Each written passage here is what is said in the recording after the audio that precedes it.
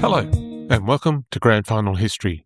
In this episode, we go back to 1951, the 54th season of the VFL, a year when the league joined in the celebrations for the 50th anniversary of Australian Federation, yet a season better remembered for one of the biggest pre-finals controversies in the entire history of the V/AFL. For now, let's have a look at what was going on in 1951. The stories and events getting the attention of players and supporters after they got through the sports section of their newspapers.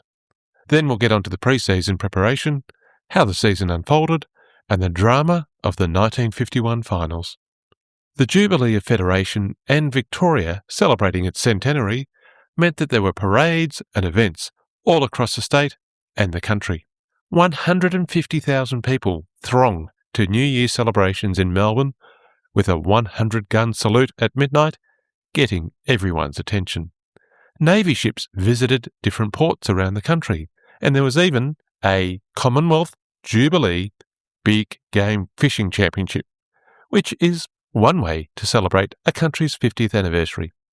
Politicians gathered at the exhibition buildings on the 9th of May to recreate the opening of the first federal parliament. It had been a tough 50 years. Federation came just after the 1890s Depression, then World War I, the 1930s Depression, and World War II, not long finished. Yet the mood was optimistic, looking forward with the country growing, new immigrants arriving, and hopes for a better future. That future was not supposed to include a Communist Party in Australia. However, in March, the High Court ruled legislation to ban the Communist Party was not constitutional. The Menzies government called a referendum to change the constitution to ban communism, which was opposed by the Australian Labor Party and some members of the Liberal Party. They did not support the communists, obviously, but they saw the change in the constitution as an overreach that would impact civil liberties and have unintended consequences far beyond the Communist Party. Opinion polls were initially very highly in favour of the change, but when the referendum was held on the 22nd of September, also preliminary final day, it was closely lost, with 50.6% of Australians voting no. April 1951 saw the introduction of national service, enabling the conscription of 18-year-old men. Many VFL footballers would be conscripted from the 1951 season onwards. It's worth noting, these 18-year-olds being conscripted could drink in a pub, but they could not vote until they were 21. Politics in 1951 also included a federal election, which was won by the Liberal Country Party coalition. They lost 5 seats, yet they still had a very comfortable majority. People were still dealing with the housing shortages and a spike in inflation that reached 24% in December, driven by a boom in the level of demand for wool and other produce required for the Korean War.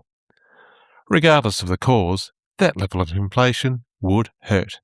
Footballers would get a pay increase up to £5 per match, and home and away admission and finals ticket prices all went up. In international news, the Korean War continued throughout the year, with about 3,000 to 4,000 Australians serving alongside American forces and troops from many other countries, fighting the North Korean and Chinese troops. Elsewhere in Asia, the French were fighting the communist Viet Minh in the north of Vietnam.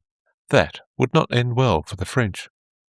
Given the tensions in the region, Australia wanted to lock the US into a security agreement, fearing that America would focus on Europe and NATO at the expense of the Pacific region. The ANZUS Treaty was signed in September. It was Australia's first treaty that did not involve Britain, another step to actual independence from the United Kingdom while still remaining a member of the Commonwealth, and another step to a decades-long engagement with the US and its military engagements. Away from Asia and looking at the Middle East, 1951 was a very big year in Iran. Dr. Mohammad Mossadegh became Prime Minister, and his government would lead the nationalisation of their oil industry, which had been owned and operated by Britain via a company we now call BP. Iran's nationalisation of its oil led to a British naval blockade of Iran and a series of economic sanctions, which all seems very familiar more than 70 years later. Technological innovation was accelerating in the post-war years, and 1951 saw the announcement of a revolution in football boots, with rubber soles and stops in two sizes, lighter than the traditional leather stops, which were held in by nails, and they were waterproof too. The stops would not come out, and the soft rubber would eliminate foot soreness. It was the dawning of a new age for the humble footy boot, yet it would be a while before everyone changed from the leather stops to rubber-soled boots. We've discussed the introduction of many food items in this podcast, and 1951 saw the launch of the iconic Chico rolls made by the McEncroe family in Bendigo. Despite the name, it was only ever made with beef and or mutton. Never, ever any chicken. It was a Richmond home game that provided the inspiration. On his way into the Punt Road Oval, Frank McEncroe saw Chinese spring rolls being sold outside Richmond's home ground. He thought they were a bit too flimsy, and he saw an opportunity for a snack that could be eaten at the footy with one hand, leaving the other hand free for a cold beer. While modern stadiums now sell sushi rolls, plenty of supporters have kept warm over many seasons with a piping hot Chico roll, first sold in 1951. Collingwood had published a book with the glorious title of Collingwood Football Club, 1892 to 1948, story of the Magpies, most famous club in Australian football history. It was written by Percy Taylor a year or two before 1951, and one young boy could not wait to get his copy. 15-year-old Max McAllister had been saving up his pennies, and once he had the 10 shillings, he headed directly to Victoria Park. Club secretary Gordon Carline was so impressed by the boy's enthusiasm that, after counting out all the copper coins, he handed the money back, and young Max got a free copy, signed by both Bob Rose and Jack Hamilton. Such a passion for football history is to be commended. Let's have a look at the footy now. As mentioned, inflation was on the way up in 1951, raising expenses for football clubs and the league. So, membership tickets and admission prices all went up. The outer went from 1 shilling and 3pence to 2 shillings, which is about $5.50 in today's money, so still cheap compared to modern admission prices. There were the inevitable letters to the press complaining about the increase and the impact on families and pensioners and the people who couldn't afford it, etc. VFL Secretary, like McBrien, was having none of it. After pointing out where all the money went, the number of volunteers at clubs that allowed them to operate, the relatively low pay for coaches, and the higher cost of other entertainment options, he finished up by saying, "If a good game of football is not worth 2 shillings, then Australians should look to a new national game." You'll see the same arguments every time the league increases prices in any decade. In March, Footscray were pleased to pick up 2 new recruits, Ted Whitten, the future Mr. Football, and Peter Box, a future Brownlow medalist, a handy pair. Ted Whitten had had a very, very good 1950 season before arriving at Footscray. On Saturdays, he played for Braybrook in the Footscray District League. On Sundays, he then played for Collingwood Amateurs in the Sunday League. The things you can do when you're young and talented. At the end of the 1950 season, he collected no fewer than 4 Best and Fairest Awards. Braybrook's, the Footscray District Leagues, Collingwood Amateurs, and the Sunday Leagues. He just might be able to play, this kid. Collingwood were obviously interested, and he did do some training at Victoria Park, but the Bulldogs were never going to clear him. South Melbourne Secretary went out to Spotswood, looking to sign up a young Bill Gunn. He pulled over to ask a kid if he knew where Bill lived, and the youngster jumped in the car to show the way. When Bill was asked to sign up for South Melbourne, he said, If my mate over there signs, I'm in. And that's how Fred Goldsmith went to South Melbourne, where he would win a Brownlow medal. Bill Gunn would captain the club, and both are in the Swans Hall of Fame, a fairly useful afternoon of recruiting. Ironically, Fred Goldsmith's next-door neighbour, in Altona, was Footscray's new captain-coach, Charlie Sutton. Altona was a new suburb and not yet zoned to any individual club. In other recruiting news, Harvey Dunn went to his dad's old club, Carlton, rather than North Melbourne. He was the first player to be cleared under the father-son rule, passed in 1950. One of the new recruits at Hawthorn was a young Pat Cash. He would play 58 games across 5 seasons, yet is better known today as the father of 1987 Wimbledon champion Pat Cash. There was always plenty of recruits, but reigning premiers Essendon were also losing a number of players from their back-to-back premiership team. Dick Reynolds was now a non-playing coach. Ted Lehane was off to coach Mansfield. Then, just before the season started, their gun centre-half forward, Bill Snell, who had played so well in his first season in 1950, suffered a terrible injury. He was concussed in a practice game and went home saying he just had a headache, but later that evening collapsed and was rushed to hospital, where he underwent 2 emergency brain operations. He was advised not to play football for the entire season. Without Lehane, Snell or Reynolds resting up front, the Bombers' forward line was going to look very different in 1951. While there were many youngsters who would make their debut this season, we should note one legend whose name will be forever part of the game, and possibly forever part of every grand final's pre-game entertainment. In 1951, Roy Cazaly played his last game of senior football. He'd made his debut for St Kilda in 1911 as an 18-year-old, before ending his VFL career at South Melbourne in 1927. He then played and coached at many clubs in Victoria and Tasmania. In 1951, he was the non-playing coach for Newtown in Tasmania. In August, there was a fundraising day with a curtain raiser celebrating past players with 2 30-minute halves. Obviously, the most famous past player there was Roy Cazaly, now aged 58. He played in that game, and then, given that some of Newtown's players were unavailable after playing a regular season game the day before, Roy Cazaly lined up in the main game, playing all 4 quarters, kicking a goal, and assisting his son-in-law to kick 3 himself. And if that wasn't enough, at the start of September, he played a charity game in Melbourne, at his original stomping ground, the Junction Oval. I do hope the spectators were yelling, "Up there, Cazaly!" It was the end of his coaching career too, Newtown winning the premiership and Cazaly bowing out of footy duties.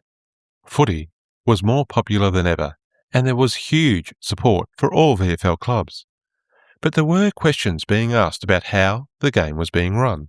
In April, former Melbourne player and now Age journalist Percy Beames declared that the league needed to be run by an independent board of management to resolve the unavoidable conflict of interest that club delegates had between their league responsibilities versus their club responsibilities.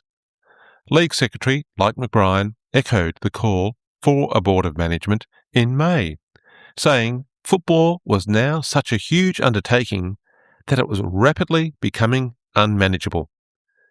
Calls for independent boards of management had been raised many times over the decades, but nothing would happen for another 30 years until the VFL Commission was finally established in 1984. Percy Beames also called for an appeals board for player transfers, noting that this had been called for as far back as 1923. That, too, would take decades to happen.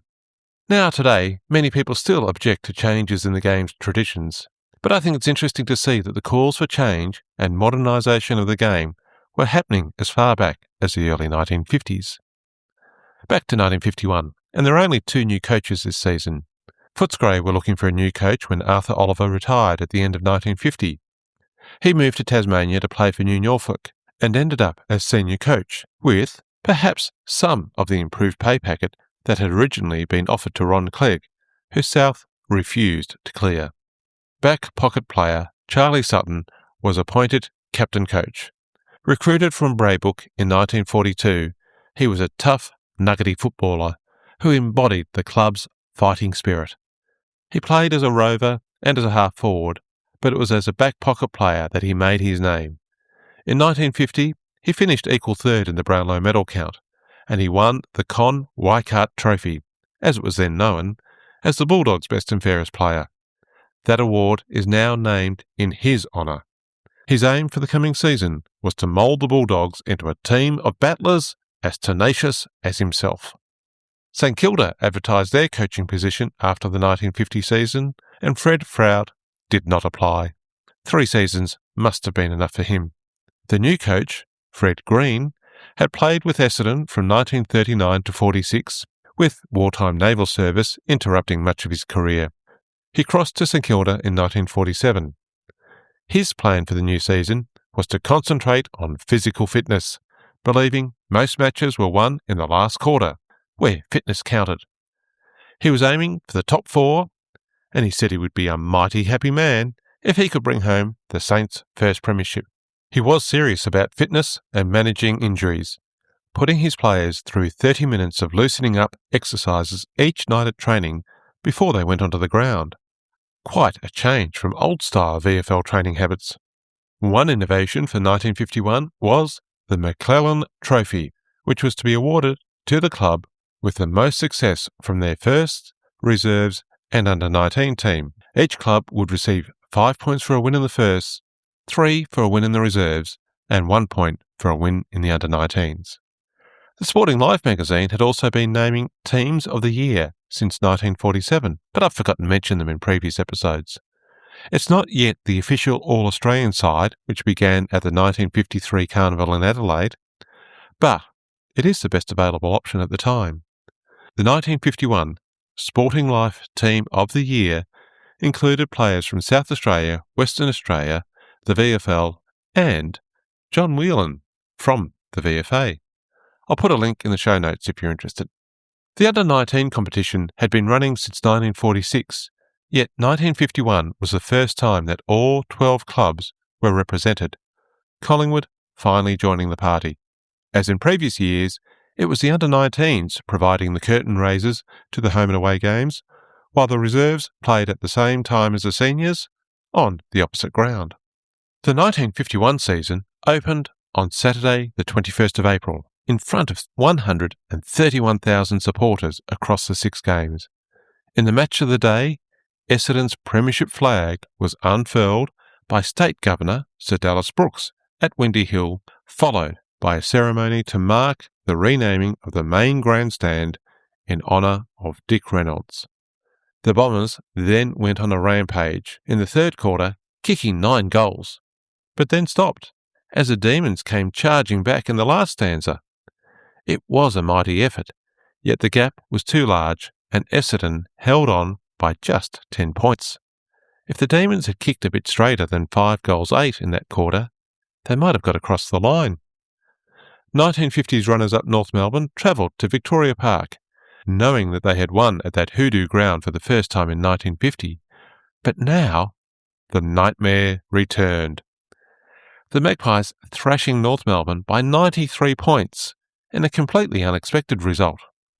Perhaps Collingwood had put all the turmoil of 1950 well behind them, while the Kangaroos were given a shock at the start of the season. Being runners-up in 1950 meant little in 1951. Geelong were the other finalists from 1950, and they started well, with a comfortable 54-point win over South Melbourne.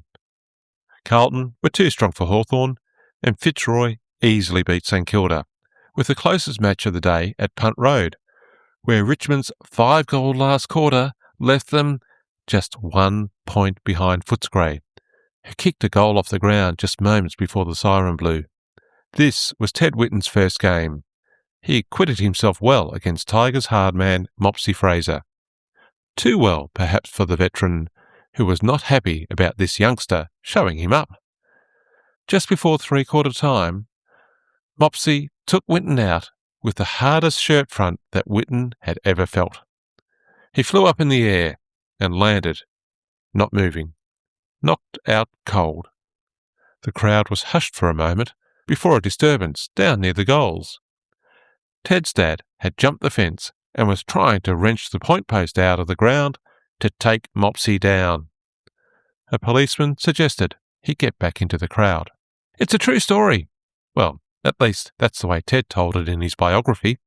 It might have happened. Ted Whitten woke up in the change rooms, but was well enough to join the team's celebration of their first up win. He even got into the best players in a number of match reports. Round 3 saw Hawthorn break a 22-match losing streak when they beat St Kilda and finally reached their 100th win in the VFL. It was their second worst losing streak, behind the 27 games from the 1927 season into the 1929 season. The Hawks still had plenty of tough times ahead of them, but they would never lose so many games in a row again. They were making some progress. Between rounds 3 and 4, there was a special public holiday on the 9th of May to commemorate the 50th anniversary of the opening of the first Australian Parliament. The League joined in the celebrations by running a special Lightning Premiership on the MCG, with 11 knockout games played in 2 10-minute halves. 2 Lightning Premierships were played during the war to raise patriotic funds. The first was won by St Kilda, their first and only premiership to this point, and the second by Collingwood. But neither event generated a huge crowd. As much as Melburnians love their footy, they really want to watch premiership matches, not exhibition games.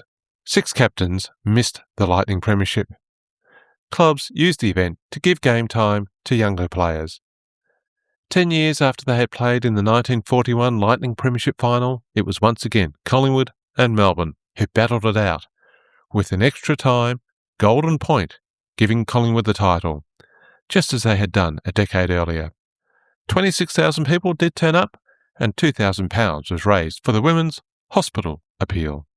There was a bye between rounds 5 and 6 for the interstate game against South Australia at the MCG. Some supporters wanted interstate games moved to the end of the season, if played at all. Frustrated at the interruption of the all-important premiership matches, while there is now some nostalgia for State of Origin games, there is a long history of Victorian supporters not really engaging with representative games. On a sodden, muddy ground, the Vics played the conditions better to win by 8 points. 33,000 people went, compared to an average weekly attendance of 115,000 people at 6 club games. The completion of round 6 meant that the season was 1/3 complete. Many clubs felt they were a chance for the finals, while only one finalist from 1950 was still in the 4. Richmond and Fitzroy were on top with 5 wins, followed by Collingwood, Geelong and Footscray, all on 4 wins. Reigning premiers Essendon were 6th, with just 3 wins. Feeling the loss of players to injuries and the absence of their on-field leader, Dick Reynolds. There had been talk of him making a comeback, but the club denied the rumours. Carlton, St Kilda, North Melbourne and Hawthorn were all just on 2 wins.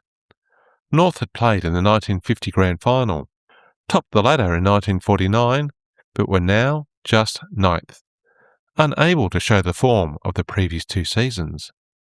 But, with the mix of upsets and the even spread of the ladder, they could still consider themselves a chance, if they started winning. Melbourne, who had played in the first semi-final, were now last, with just 1 win. They were really struggling. Things got worse for Essendon when they lost to Carlton in round 7, which was their 4th loss in a row. Before this lean trot, they had won 32 out of 33 games. When Richmond defeated Melbourne at the MCG during round 7, their home ground, Punt Road, was hosting a soccer match between England and Australia, with 30,000 spectators attending. The England team were touring Australia for a series of 5 test matches against Australia as part of the Federation Jubilee celebrations. England won this game 6-1, which is a thrashing, but worse was to come in Sydney, where Australia suffered a 17-0 loss. It was part-timers playing professionals from the home of soccer, so really, not too much of a surprise. In round 9, Norm Smith demonstrated his ability to lift players with a half-time address when Fitzroy came back from 5 goals down against South for a nail-biting draw. They might have won, if not for 1949 Brownlow medalist Ron Smoky Clegg, who took 27, or perhaps as many as 32 marks in what would be known as Clegg's match, a worthy successor to the 1926 Duncan's match, where Carlton's Alec Duncan took 33 marks against Collingwood.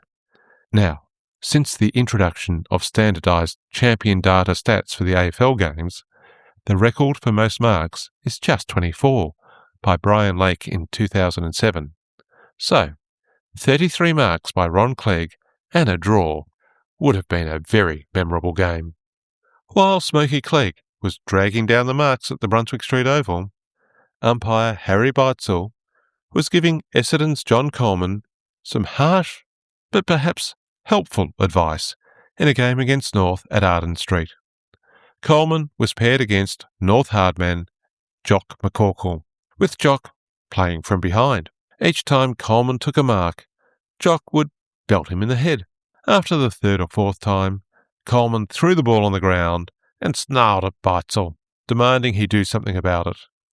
Beitzel gave the ball back to Coleman and said, loud and clear, with McCorkle listening in, "Well, John, if you don't take the mark, I would give you the free, but you keep marking them. Now, Jock is going to keep playing you from behind. He's going to continue to accidentally hit you on the head rather than the ball. Why don't you use your brains, and the next time the ball comes down, play Jock from behind, and accidentally knock his head, but knock it a lot harder than he's been hitting you." All the while, Jock is standing on the mark, listening into this conversation. Beitzel went on, turning to Jock. "Now, Jock, you don't mind if he comes behind you? It'll only be once." Harry turned back to Coleman and said, "Jock's not saying anything, John. There's your answer. Just put it through this time. Next time it comes down, knock his head off. And I think that'll sort things out." Coleman, of course, kicked the goal. Next time the ball went into the forward line, Coleman took a swing at McCorkle's head, missed, and that was the end of the head knocks between the two players, at least for that game. I don't think umpires would have this sort of conversation with players today, but it was one way to sort out a dangerous situation. Round 10 was split over 2 weekends, while the Victorian team travelled to Perth for 2 games against Western Australia, followed by a game against South Australia on their way back.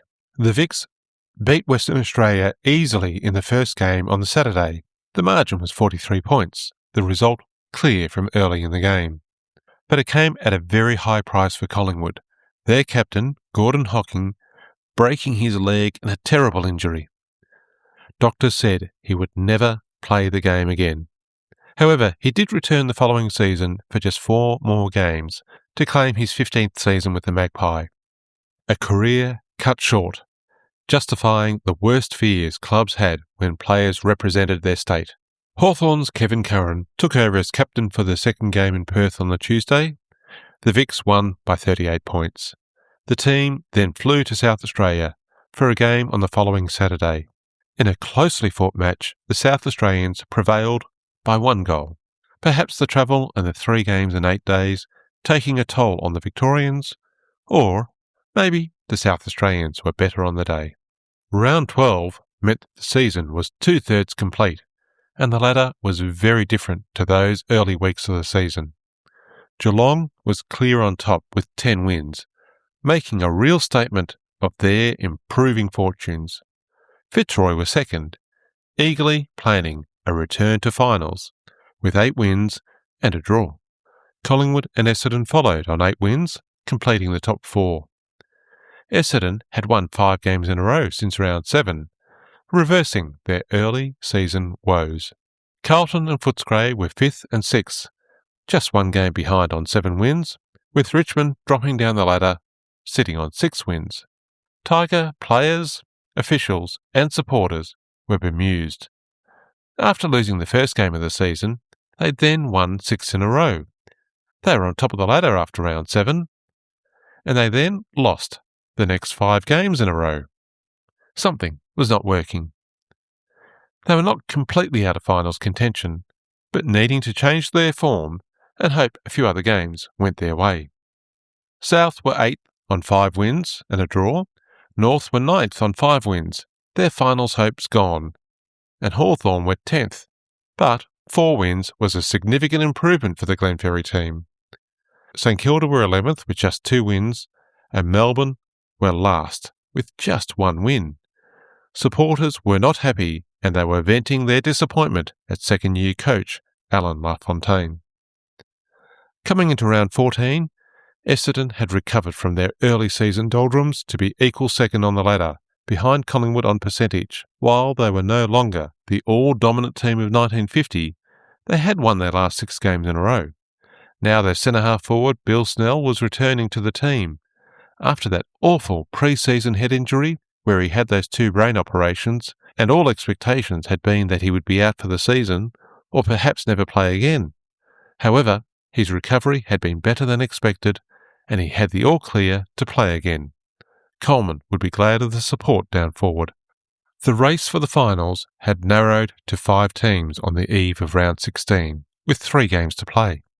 Geelong and Collingwood looked safe in first or second spot. It was just a question of which team would go where. Fitzroy, Essendon and Footscray were battling for the first semi-final berth.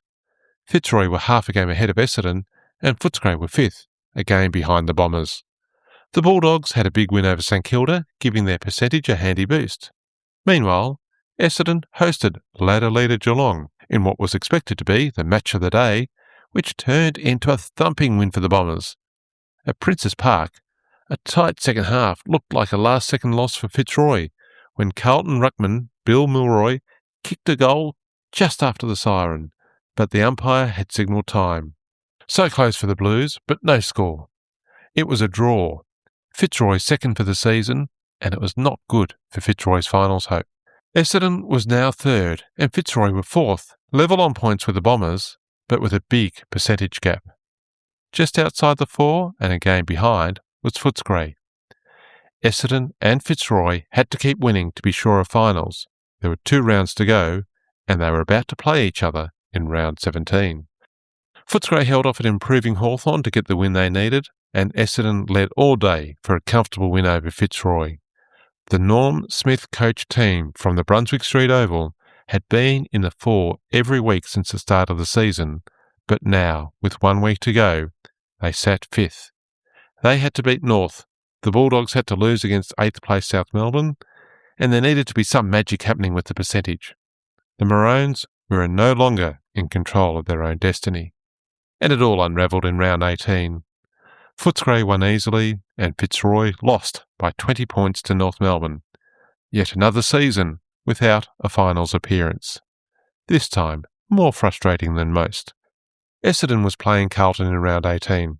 They had no realistic chance of moving up to second, nor could they drop out of the final 4. It was just one last game to get through before the final started. Still, 27,000 people turned up. The 2 clubs had a bit of a rivalry, and Coleman was always an attraction, even if he'd only kicked 68 goals so far this season. Harry Casper had joined the Blues in 1950, playing every game in his first 2 seasons. Well regarded for being able to manage the opposition's resting ruckman and support Ollie Grieve at fullback. He was troubled by injuries in 1953 and his career tapered off. But still, 58 games in the VFL is more than most of us could ever aspire to. Harry might have been just one of those many journeymen who played the game at the highest level without ever really becoming a household name, except he will always be remembered, perhaps by Essendon supporters more than most. Harry Casper was playing on John Coleman in that round 18 game at Princes Park, and he niggled Coleman from the start of the first quarter. It was a fractious game, with a number of clashes around the ground. After a Carlton goal took them to a 15-point lead in the second quarter, umpire Barber had to hold off a set of bounce as a melee of 18 players wrestled after the latest incident. Late in the second quarter, the ball was on the wing, 60 metres away from Coleman and Casper, when a moment in football history unfolded. Casper belted Coleman in the chest and then punched him across the top of the eye. Coleman retaliated, hitting Casper with a hook to the head. The whole incident clearly seen by the boundary umpire Herb Kent and goal umpire Roy Allen, who reported both players. Essendon's Ron McEwen ran in to separate Coleman and Casper, with the siren bringing a welcome break to affairs, with Carlton 20 points up. As the Essendon players walked up the race to the visitors' room, a Carlton supporter spat through the mesh, hitting Coleman. As Jeff Leake recalled later, he just went berserk, as you could imagine. It wasn't a nice act, and he wasn't in the best of minds at the time. He lashed out at the face that was spitting at him through the wire and cut his fist on the cyclone wire. When the players got into the room, Coleman took off his jumper, threw it on the ground and said, "Look, I'm not going out and playing those mongrels again. I'm not going to put up with that." Coleman was distraught. It was the final straw, the culmination of 3 years of being belted and bashed by defenders who wanted to curb his brilliance. It was too much. Bugger it. He wanted to go home. Reynolds sat next to him and spoke quietly, talking through the implications, giving the opposition what they wanted, being called a squib. Eventually, Coleman took a deep breath, put his jumper back on, went out and used his anger to put on a show, leaping over packs, taking marks and kicking goals, all the time copying more and more abuse from the crowd, almost hit by a bottle hurled by a supporter. Essendon won by 44 points. Coleman kicked 7 goals. When the final siren went, he was shepherded off the ground by Essendon trainers under an avalanche of orange peel and papers. Both players had to show up to the tribunal on the following Tuesday. 80 people were outside on the steps of Harrison House, growing to over 200 by the end of the night. They could have waited for the news on the radio, but they wanted to be there for their hero, John Coleman. It was mainly women, with 20 or more 16 to 17-year-old Bobby Soxes. Coleman was a celebrity, and he was on trial that night. You just had to be there. Casper's case was up first. He pleaded not guilty, telling the tribunal he'd walked over to Coleman to remonstrate about a prior incident. Tellingly, he then said, "I would rather not mention the incident that caused me to approach Coleman." Casper claimed that he pushed Coleman and Coleman pushed him, and that there were no clenched fists. The evidence from the boundary umpire and goal umpires was more specific about the punches thrown, and Casper was suspended for 4 weeks. When it was his turn, Coleman told the tribunal he'd been punched by Casper and he did not recall hitting him until he felt a pain in his hand. Players advocate Dan Minogue pleaded for leniency, acknowledging provocation was not an excuse, but under British law, or league rules, there was nothing to stop a man defending himself. The tribunal deliberated for 12 minutes and returned a verdict. Guilty. Suspended for 4 weeks. Coleman was out of the finals. There was an uproar. People yelled. A group of Collingwood supporters cheered. Coleman was absolutely devastated, sitting in silence with his head in his hands, not moving for 20 minutes. He told Kevin Hogan, "I don't think I want to play football again." Eventually, assisted by Essendon committeeman Ted Waterford, they attempted to leave the building and reach Ted's car. As soon as they stepped outside, it was chaos. Coleman, pale at the best of times, was drained, tearful and bereft, and they had 30 metres to go through a screaming crowd as flashbulbs flared and the mob screamed, swayed and pushed. In all the bedlam, Coleman fell and hit his head on a power control box before they made it to Waterford's car and drove back to his place. Coleman felt that he had let his teammates down, and that's what hurt the most.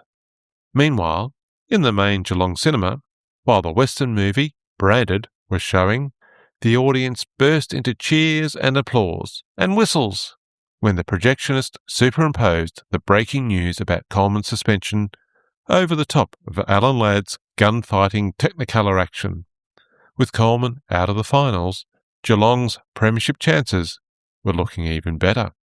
Any suspension for Coleman on the eve of the finals was always going to be big news.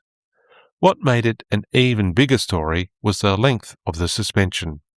Many felt that there was an unofficial policy or an expectation that the player retaliating would get a shorter sentence. The following day, Coleman told Alf Brown in the Herald that he was expecting a 2-week penalty. Essendon's delegate, Ray Brew, said the same to The Age. 4 weeks meant more to Coleman because he would miss the finals. There was no option for an appeal. Coleman was out for 4 weeks, and that was it. In 1973, Alf Brown recalled a conversation with the head of the tribunal, Tom Hammond, who did agree that they got the penalty wrong. Not that it made any difference in 1951. And what about Harry Casper? Well, there were rumours over the years that he'd been bribed or given a new car by gamblers or by Geelong or Collingwood supporters to set Coleman up and get him reported. But he dismissed those accusations out of hand. Although years later, when on a cruise to New Zealand, a pair of Geelong supporters shouted him drinks all the way across the Tasman. And that's how history has mostly remembered 1951's last round and its aftermath. A Carlton hard man getting under Coleman's skin and his retaliation after 3 seasons of being belted, with, perhaps, a too heavy penalty keeping him out of finals. But was there something else going on? Coleman biographer Doug Ackley uncovered another possible motivation for Casper belting Coleman that day, which started back in May at that Lightning Premiership to celebrate Federation. Carlton were eliminated early, and Casper, like many young men, spent the day watching the footy and drinking plenty of beers. He later drove his car in Carlton on a rainy night and collided with a 41-year-old storeman who had darted out into the road. The pedestrian, who had also been on the beers during the day, died at the scene. Casper was taken to the police station and, while a blood test was taken, he was not charged. At the subsequent coronial inquest, Casper was given the all-clear as far as drunk driving was concerned, despite his blood test showing a reading of .212, over 4 times the legal limit today. The death of the storeman was put down to misadventure, and that was the end of the legal issues for Harry. Doug Ackley found some evidence that during that spiteful Round 18 game, Coleman was calling Harry Casper killer. It was this repeated jibe that Harry was referring to when he told the tribunal, "I would rather not mention the incident that caused me to approach Coleman." Now, it's conjecture and hearsay, and it's impossible to say if Coleman was using that verbal barb to put Casper off his game, or whether it was just Harry being physical with the champion forward, and perhaps they were just niggling each other. The only thing that is clear is that Round 18 game and the pairing of Harry Casper and John Coleman will never be forgotten. So after that Coleman saga, what did the ladder look like at the end of the home and away season? Geelong were on top of the ladder for the first time since 1937 with 14 wins, ahead of Collingwood, also on 14 wins. Essendon were third on 13 wins. Footscray fourth on 12 wins. Fitzroy had yet another Almostess award. They had been in the 4 nearly every week, but the end of the season slump cost them dearly. They had 10 wins and 2 draws, which could have been 12 wins with a bit more luck, or 10 wins and no draws, depending on your perspective. Richmond finished 6th. Carlton were 7th with 8 wins and a draw. South Melbourne were 8th on the ladder, also on 8 wins and a draw. North Melbourne had spent a couple of seasons in the finals, but were now 9th on 7 wins. St Kilda 10th with 5 wins, which is a bit of an improvement for them. Hawthorn were 11th. Not getting a wooden spoon and winning 4 games was a much better season than their previous effort, but still a tough year for their supporters. Melbourne had plummeted from finals to last. Just 1 win and a wooden spoon was not going to help coach Alan LaFontaine keep his job. We'll deal with that next episode. The Brownlow medal votes were counted the Wednesday after that dramatic tribunal hearing on the Tuesday. It was a busy week at Harrison House. Geelong's Bernie Smith won the coveted award, 3 votes ahead of former winner South Melbourne's Ron Smoky Clegg. Smith was part of the new attacking style Geelong had introduced. Fast, balanced, and able to use his speed to turn defence into attack. He was in his 4th season since transferring from West Adelaide, in a career that would eventually be recognised with selection as back pocket in the AFL and the Geelong Teams of the Century. It had been a good day for Bernie. He bought a new house in Geelong, and that night he got the news from club president that he was the winner of the Brownlow Medal. His next aim was to win the premiership with Geelong. Before that, he was also off to visit Cargie Greaves, the Geelong player who won the very first Brownlow in 1924, who was now in poor health. Smith was the first Geelong player since Cargie to win the sought-after Brownlow Medal. Before we get into the finals, I want to do a little shout-out to the Lake Boga Football Club of 1951. It's a drama with twists, turns, grudges, and surprises. Lake Boga had appointed former Essendon player Ray Finn as their captain coach for the 1951 season. He had been the captain coach of Tullybuck in 1950. As the Mid-Murray League season was coming to an end, Lake Boga was well clear on top of the ladder, looking forward to finals. Then there was the infamous game against Tullybuck, perhaps not happy at the loss of their captain coach. After several clashes, and when an all-in brawl was imminent, their president directed his team to walk off the ground. They knew that that game was forfeited, but they wanted to be ready for finals. However, the league then took all their season's premiership points off Lake Boga, and instead of finals, they were on the bottom of the ladder. There were appeals to the league, Supreme Court cases, and the appeals board of the Country Football League. Lake Boga were out of the finals, in and out again. The semi-final started with Naya playing instead of Lake Boga, and then the finals were postponed. Naya's semi-final written off. Lake Boga was eventually allowed to play finals. They lost their semi, won the preliminary, and then beat Lalbert by 4 goals to win the premiership in a very unusual season. It would make a great movie, I reckon. Finals prices were up again in 1951. The increase had to be approved by the MCG trustees, and it was not a unanimous decision.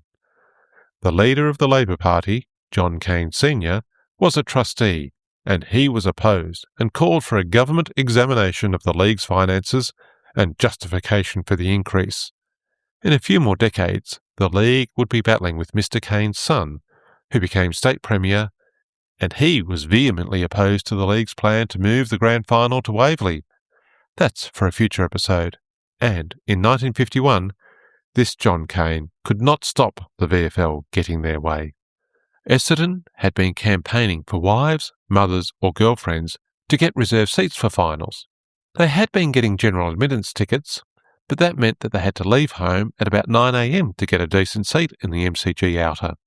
Now, you might think that the Essendon players were doing this as a mark of respect for their mothers or their partners, but the report in the Herald did note that with their wives leaving home early to get their seats, the Essendon players had to prepare their own lunch before they hurried off to the MCG. Maybe the fear of entering the kitchen was the driving force in the claim for reserved seats for their dearly beloved. With the suspension of Coleman, there was talk of Reynolds returning to the playing field for the first semi-final against Footscray. Essendon Secretary Bill Cookson quashed the rumours, saying he knew nothing about it and neither the selectors nor the committee had discussed it. Cookson pointed out that as a non-playing coach, Reynolds could not play without the committee's approval, and they had plenty of experienced reserves. So, that should end any thoughts of Reynolds taking to the field. This was Footscray's 6th attempt at finals, but they were yet to win a game in September, and 12 of their team had never even played a final. Their opponents, Essendon, were back-to-back premiership winners, playing in their 11th finals campaign in the last 12 years. 66,135 people were at the first semi-final, so the higher price did not seem to be a stopper.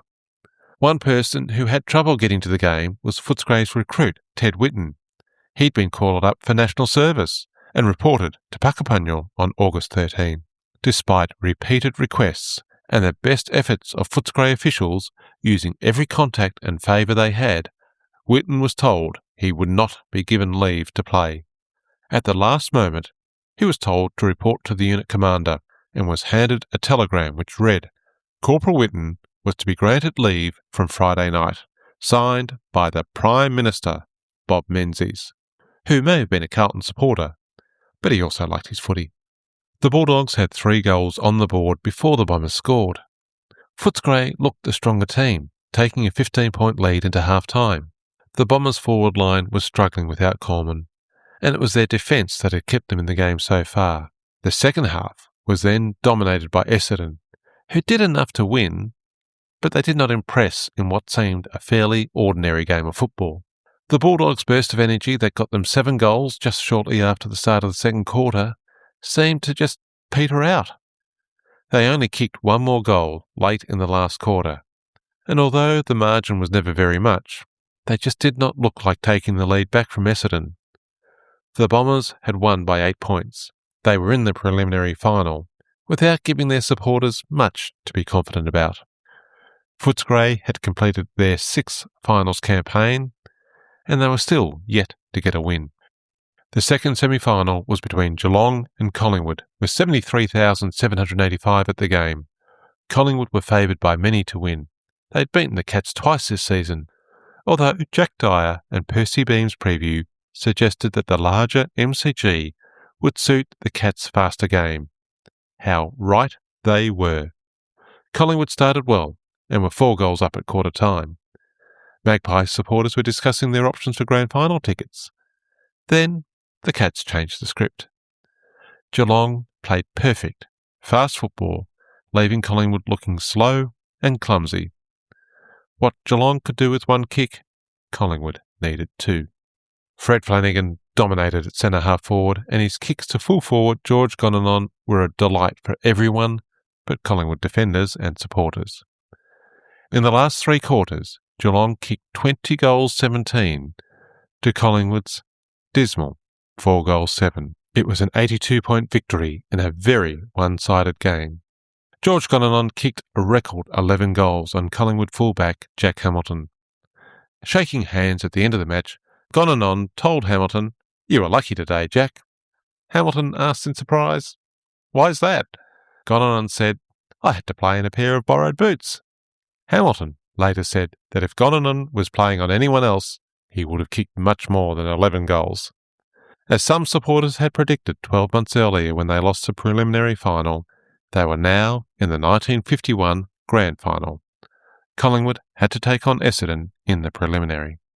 It was a wet and cold week before the preliminary final. The weather was so bad on the Friday, the first day of the Royal Melbourne Show was washed out and night events were cancelled. The MCG was awash with water and covered in mud. Between the rain and that referendum vote on banning the Communist Party, held on the same day, the crowd was down to just 45,000 hardy supporters who did get to see an absolutely thrilling game despite the conditions. It was a tough match, perhaps better described as spiteful, with plenty of clashes, literally from the first bounce, when Bob Rose collected Alan Dale, who needed help from the trainers, before returning to play. Collingwood were the better team for most of the game. After a tight first quarter, they took the lead, and the longer the game went, the further they pulled away. With 19 minutes left in the match, Collingwood were 5 goals in front, and heading to a much-anticipated grand final. Reynolds had put on both reserves, and seemed out of options or ideas. Then, new skipper, Bill Hutchinson, who had been unsighted for much of the day, did the thing that champions do in big games. He lifted and brought his team up with him.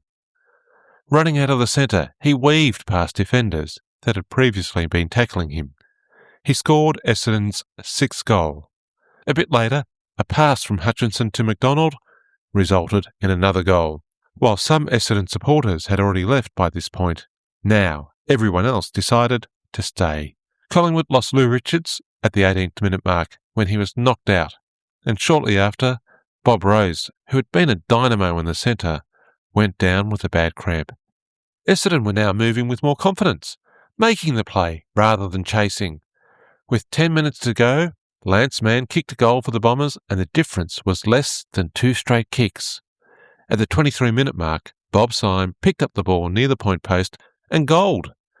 It was 6 points of difference. Collingwood were defending desperately, but momentum was with Essendon.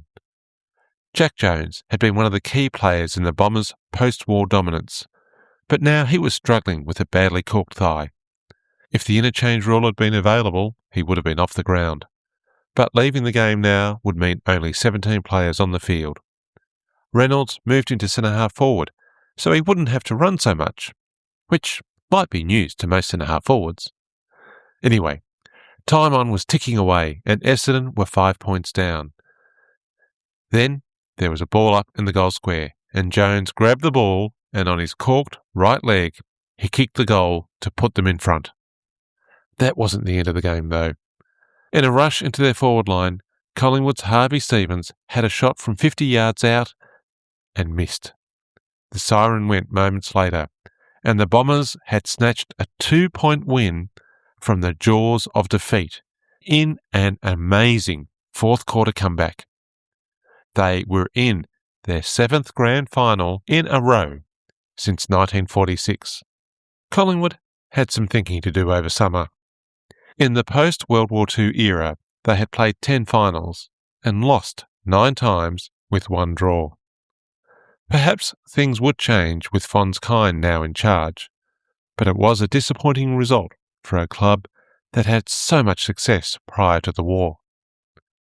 Coleman wasn't playing, but he would still have an impact from the press box. His review of the game for the Herald contained statements like, "It was obvious from the first bounce that Collingwood were trying to bash Dale off his game," as well as another, "Collingwood singled out May and he too received frees which the Magpies need not have given."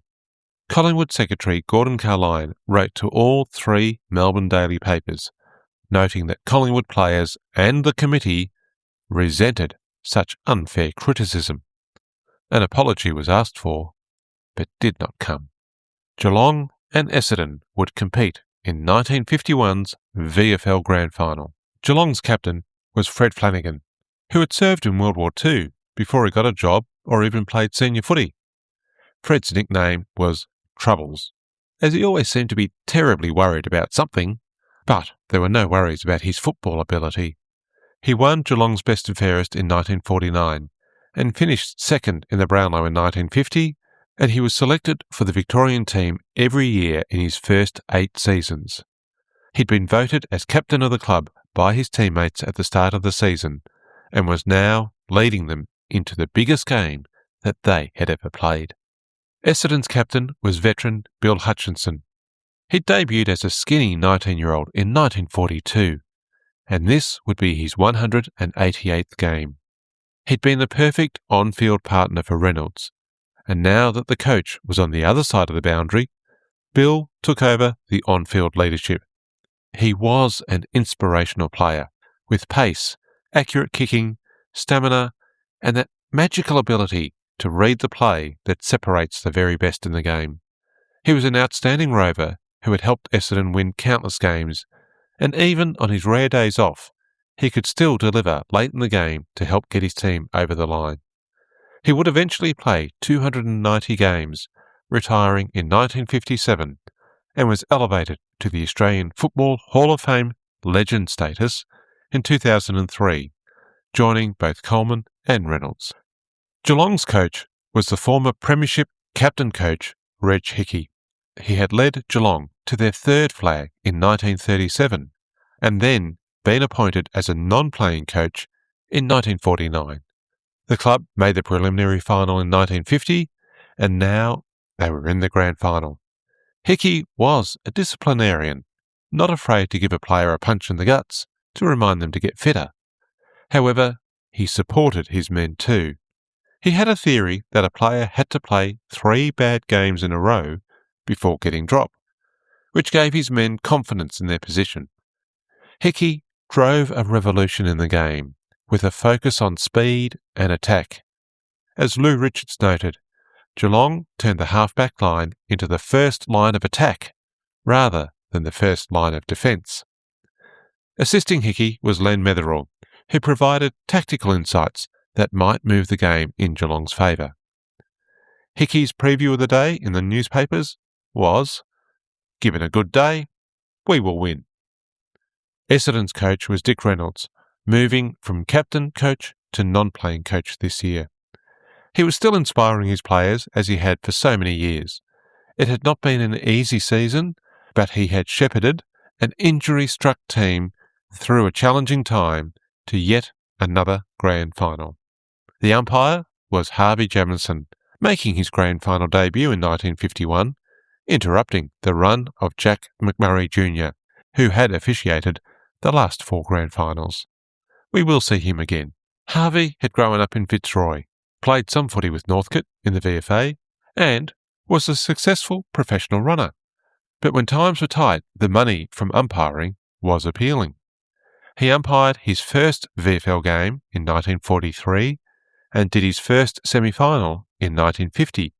He was awarded the second semi in 1951, and while Jack McMurray Jr. did the preliminary final, the VFL umpire panel made the switch to Harvey for the grand final. Geelong had had a week off and only made one change to their team from the second semi-final. Alan Hickenbotham was injured and replaced by Les Reed, who'd been on the bench.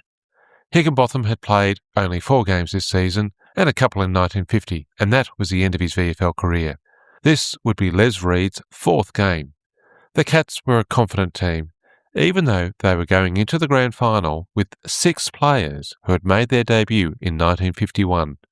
Not quite as good as Carlton's 9 first-year players in their 1914 Premiership, but still pretty fair effort.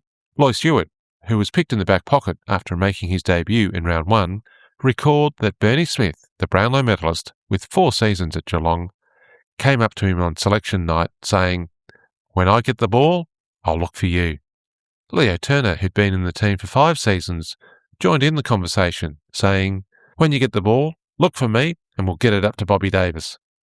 Stewart was so impressed that a Brownlow medalist and a champion veteran of the club would say that to him as a new recruit in his first season. He thought it was tremendous. It really helped with his confidence. Essendon, however, were facing all sorts of challenges at their selection meeting. Jack Jones had that badly bruised thigh and hardly trained. Ron Lunn had injured his shoulder. He'd played 3 seasons with Geelong before joining the Bombers this year, playing 16 games during the season, but the injury meant that he missed his chance at a grand final against his old team. His son Stephen would play for the Cats from 1980 to 84. Bert Harper was going to miss with a cracked rib. His war-interrupted career began in 1943, and he played in all of Essendon's post-war grand finals except one. But he had not held a regular spot this season, and the rib meant that he was out. But he would return for 8 games in 1952.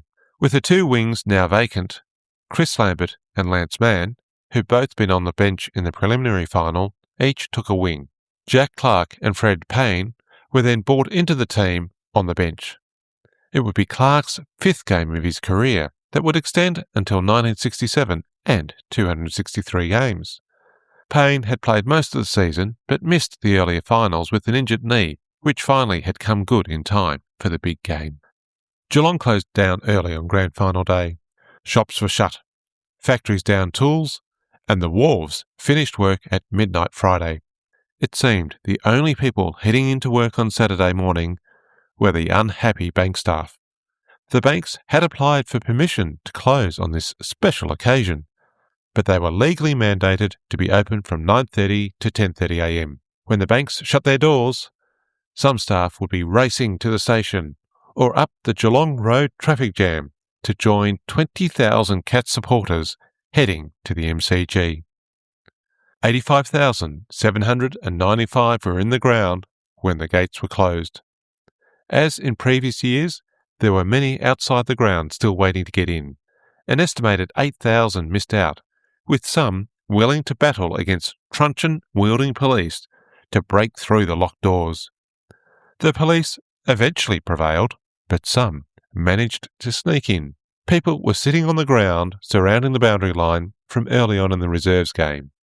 Some on the boundary line jammed empty beer bottles upside down into the ground to use as seats, which would get you off a damp ground, but at some significant risk of damage if a bottle were to break. During the match, Essendon's Greg Tate did cut his thigh on a broken beer bottle, and teammate Lance Mann jarred his shoulder on a portable radio. They were portable, but they were not small. Earlier in the month, Essendon had won the Under-19 Premiership, defeating Carlton, and on Grand Final day, Carlton's reserves reversed the result, beating Essendon seconds by 2 goals. One person was watching the reserves game, standing up inside the boundary line, obscuring the view of those behind. A policeman grabbed his collar, and his mates thought he was about to be kicked out of the MCG, which would have meant that Geelong had to find a new forward pocket. Peter Pianto explained who he was to the policeman and went back up the race to the change rooms. It was a confusing time with so many people on the ground between the boundary line and the fence. As the Geelong players prepared in their rooms, Tom Morrow came quietly up to his captain, Fred Flanagan, and said in a low voice, "I am prepared to do 12 months. You just let me know."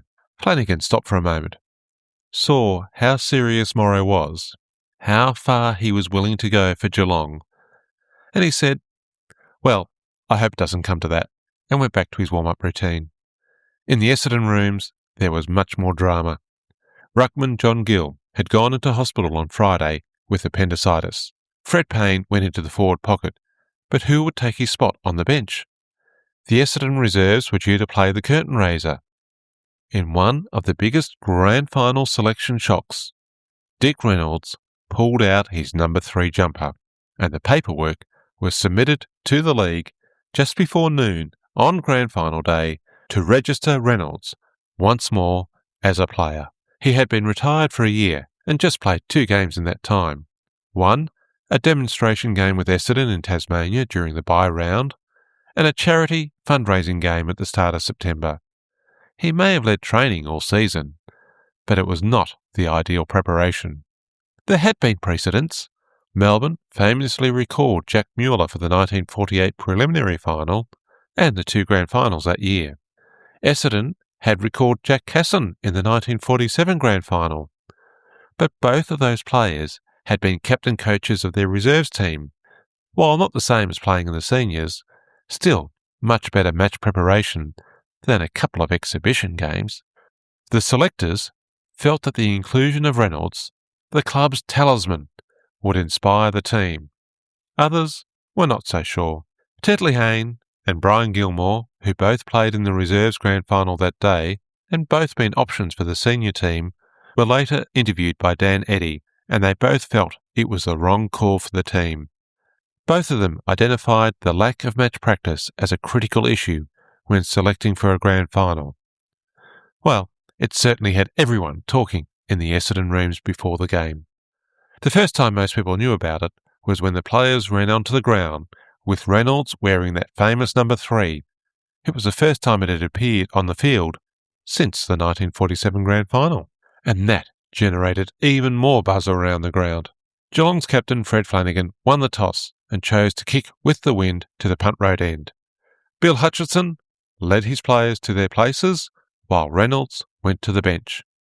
He and Jack Clark had to sit behind 5 rows of people spread out between the fence and the boundary line, which must have made watching the game very difficult.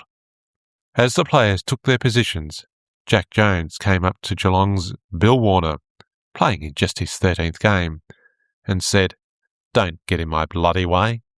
Geelong's Bernie Smith just growled at Jones, saying, "If you touch the little fella, my boot stops are going to be way up there in your bloody neck." I guess he already had his Brownlow medal, so perhaps he was being a bit more direct, or perhaps the umpires had never seen that side of his game. Anyway, there was no trouble between them all day after that. Geelong got off to a flying start, with George Gonnanon kicking a goal within the first minute. Now, players are often extra nervous in their first grand final, and perhaps umpires too. Umpire Jamieson was a little bit whistle-happy with 12 free kicks paid in the first 12 minutes.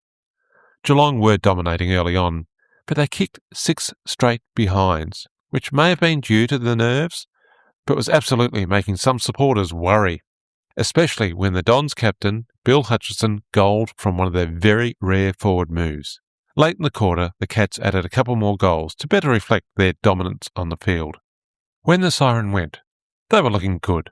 3 goals 8-26 to Essendon on just 1 goal. In the second quarter, Essendon played much better football, led by Alan Dale and Lance Mann.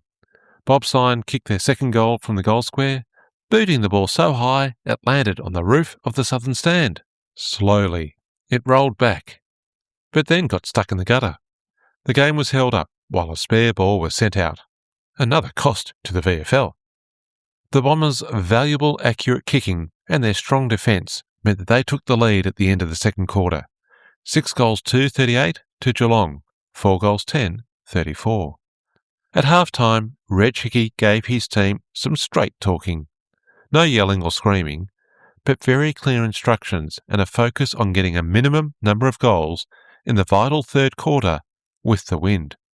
The message must have worked, because Geelong dominated in the third quarter. They were just too fast for their opponents. They kicked 5 goals for the term, and the Cats' back line was impossible to penetrate. At the final break, the Cats looked to have the upper hand, on 9 goals 13-67 to just 6 goals 4-40. Reynolds then took Lambert off and put fresh legs on with 19th man Jack Clark at the start of the last quarter. Geelong's 27-point break was looking even more comfortable when, kicking against the wind, George Gonanon booted his 4th goal for the day. Essendon supporters and administrators wondering to themselves, why had they cleared him to Geelong? A quick flurry of passes followed and Geelong's Bill McMaster scored another goal. At the 11-minute mark, the Cats were 39 points in front, and the premiership was as good as theirs. Or was it? Jack Jones kicked a goal from a tight angle, and the Bombers got a couple more behinds. There was 10 minutes to go, and Geelong led by 29 points. Then, Fred Payne scored another goal for the Bombers. At the 21-minute mark, Geelong was up by 21 points. Essendon had come from behind to beat Footscray. They had stormed home to win the preliminary final against Collingwood. Could they steal yet another game and take the premiership? Now Fred Payne was cramping. He had not played since round 17 and just did not have the match fitness to see the game out. It was time to come off, and the final, crazy throw of the dice saw Dick Reynolds in the game, his first time on a VFL ground in 12 months. The crowd roared as he jogged up to the punt road end. Some Geelong players felt a tremor of nerves. The old man couldn't pull off one more trick, could he? Others, like Russell Middlemas, took it as a positive sign. He later said, he looked old when he ran onto the ground. He was past it. Plenty of Essendon players were thrilled to see their leader out there. He had done so much for them over so many years. If anyone could squeeze out an unlikely win, it was Reynolds. He took his place in the forward pocket, on Brownlow medalist Bernie Smith. There was a gap of 12 years in age, 245 games, and 2 Brownlow medals between them. Within seconds, they were in the play. Reynolds tapped the ball over to Greg Tate and then applied a shepherd, which gave Tate the time and space to kick another goal. The gap was down to 15 points, and Essendon were playing with a confidence they had been lacking all day. The Bombers drove the ball forward again, and Wally May kicked a goal. The gap was only 9 points. The crowd was on their feet. The wall of noise was intense. The ball went back to the centre, and the game started again. After a few moments, it was Essendon's captain Hutchinson passing to Ron McEwen on the southern flank. A long kick deep into Essendon's forward line, with full forward Keith McDonald on his own, ready to take an uncontested mark. Then the magic spell broke. Reynolds' adrenaline must have been pumping. He must have been willing himself to get into the action. He launched himself at the ball to take the mark, and collided with McDonald. The simplest of errors by the most experienced of players. The ball bounced free. Geelong's backman, Bruce Morrison, took full advantage of the mistake, turning what looked like a certain goal into a long, clearing kick. It had been a frantic few moments when the impossible had been glimpsed, but then it was snatched away. The ball came back into the Essendon forward line, and Greg Tate was looking like he could have another shot. But Geelong's Bernie Smith laid another tackle, and the ball was cleared again. The Cats kicked another couple of behinds, the last one by that former Bomber, now a Cat, George Gonanon, and they held on for a very well-deserved 11-point win. Reynolds did not have a kick nor a handball in the final 10 minutes of his very long career. The debate continued long after the game. Would he have made more of a difference if he'd come on sooner? Or was he too old and past it, and a younger, fitter player might have been a better option? The reality is, the best team for the season and on the day won the Premiership, and the game gave us all one more romantic moment to discuss and debate. So perhaps we should enjoy that. Reynolds himself reflected many years later. I don't think I was much good. I think I was a bit foolish there. I was sorry about that. As to whether Coleman would have made a difference, that was debated, with many saying yes. But plenty of the Geelong side pointed out that they had beaten Essendon in round 5, with Coleman in the team. It had been a terrific season for the Cats. They had the Premiership, the leading goal kicker with George Gonanon's 4, taking him to a total of 86, and the Brownlow medalist Bernie Smith. A rare treble, last achieved by the Collingwood Machine teams in 1927 and 29. Now, for most footballers, playing in a grand final is one of life's special moments. Winning a premiership, a treasure, beyond compare. However, some footballers are actually lucky enough to be almost used to the experience. Before he got to Geelong, Bill McMaster had played in 5 grand finals and won 3 premierships. Now he had a VFL Premiership in just his 11th game. As he walked off the ground, he looked around and he saw his teammates being carried off by supporters, the MCG covered with people. He thought to himself, this is something pretty special, not just your average run-of-the-mill grand final. There were celebrations in the Geelong change rooms, then the joyful bus ride down the Geelong Road to be received as heroes in Geelong. As the crowd gathered at the town hall, they were entertained with a recording of that hectic last quarter. Each Geelong goal was cheered again and again. Outside the town hall, in front of a huge crowd, the players were welcomed and celebrated. When it was his turn, Bob Davis stepped up to the microphone and said, "See you again at the same place, same time, next year." The team had plenty of partying that night, and on Sunday, following the tradition from the 1937 team when they buried a toy magpie, the 1951 team gathered at Cardinia Park to bury a toy bomber. After a week of more celebration, they flew to Adelaide on Friday. The Cats took on Port Adelaide for the Premiership of Australia in front of 25,000 people, with Geelong winning a close game by 8 points. In December, it was more celebrations again when 1,000 supporters packed the Palais Royal in Geelong to see a colour movie of the grand final. I'll put a link to the video available on the Retrospective YouTube channel. VFL President Dr. McClellan presented the Brownlow Medal to Bernie Smith, the Premiership flag to the club, and Federal MP Hubert Opperman presented the Federation Jubilee Trophy. While the VFL Premiership Cup will make its debut later in the 1950s, Geelong was the very first club in the VFL to keep a trophy as well as a flag for winning the Premiership. Geelong's name would also be added to the E. L. Wilson Shield, kept at Harrison House. The shield recorded the name of every Premiership winner in the VFL and was named after Edwin Wilson, who, as a young boy, shook hands with one of Melbourne's founders, John Pascoe Faulkner, and Wilson was also one of the founders of the Collingwood Football Club and the very first secretary of the VFL from 1897 to 1929. This Geelong Premiership was the last of Mr. Wilson's long life. He died late in November, aged 91, ending that connection to the very foundation of the VFL. He is not yet in the Australian Football Hall of Fame in the administrators section, but he should be. The biggest banner in the Palais Royal said, "Please do it again" in 1952. Join us next episode to see how the other 11 clubs respond to Geelong and whether the Cats would do it again in 1952.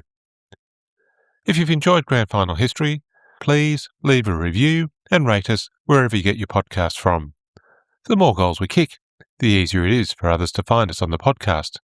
If you have questions or you want to leave feedback, please email me at info@grandfinalhistory.au or check out the grandfinalhistory.au website or Facebook or Blue Sky for more Grand Final history.